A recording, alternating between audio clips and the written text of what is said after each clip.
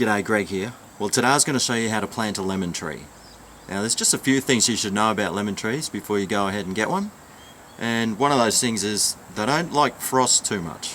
They prefer a nice warm sheltered sunny area, and they like good drainage. So if you've got all that sort of stuff, then a lemon tree is probably just for you. Now let me just show you a few other things that you should look for when purchasing a lemon tree. Well, this is a lemon tree I just purchased, and you'll notice it already has some fruit on it. Now it's probably something you should avoid, is actually buying a tree that already has fruit on it. Now I'm going to cut these off after I planted it, and that will allow all the energy to stop going into the fruit here and go into the root system. It'll also send all the energy into producing more leaves as well and bushing it up. Now when choosing a lemon tree, you should look for a nice little shallow root system, which this one has here. It's got some nice shallow roots on the top, so that's also a good sign. Now lemon trees can get pretty big, so you want to find a spot that it's not going to get in the way of paths or anything like that. So, you know, they probably get about 4 meters across. So I want to try and plant it about 2 meters from a path. Now like I mentioned, they do like good drainage, so I live on a bit of a slope here, which always means the drainage is good. But if you do live in a flat clay area, just lay some gravel down at the base of the hole that you dig, and that should help with the drainage a bit. Also, by throwing some gypsum in the hole, that will help the clay break down as well. Right, time to dig this hole. Now when you dig the hole, make sure the hole you dig is about 2 to 3 times bigger than the diameter of the pot that you bought the plant in. Now in this bucket I've got some pre-mixed potting mix with some mushroom compost, which I really like using, and I also threw some chicken manure composted pellets in there as well. Dynamic Lifter or Organic Extra, some of the brand names. But that's just a nice rich soil that I'm going to mix in with the local soil to give it a nice boost along, because I do like a good rich organic soil. So I'll just throw some of that in the hole first, and now I'm just going to put some water in the hole.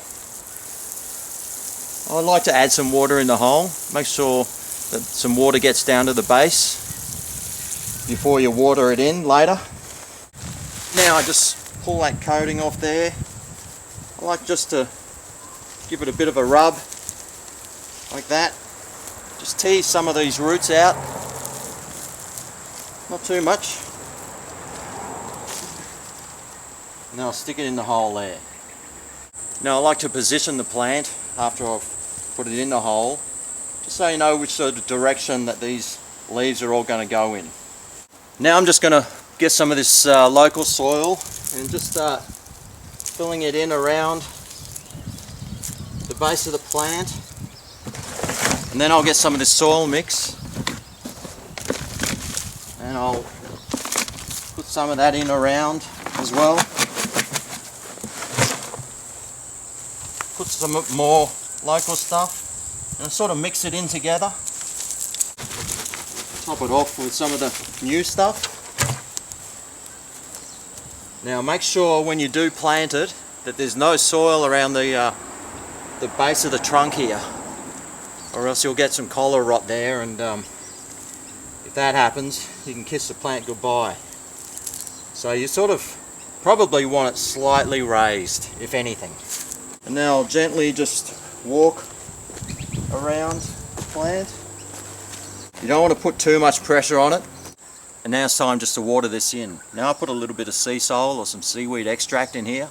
That always helps with new plants. But I'll dump a whole lot of water on this. Now like I said before, it's great to have some fruit on your plant already, but if you want to give the plant the best chance, just cut off just below where the fruit is. And that will direct all the energy towards the roots establishing and the plant actually growing. The same if there's any flowers on the plant, just cut those off as well.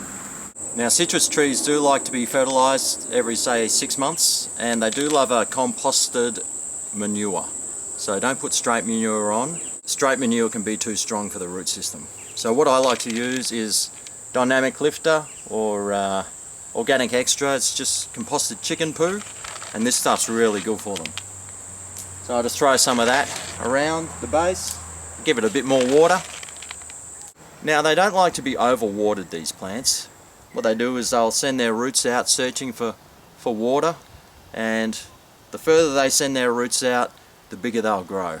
But now would be a good time to throw some mulch around the base to keep that moisture in the ground, and remembering to keep it away from the trunk of the plant so it doesn't cause trunk rot.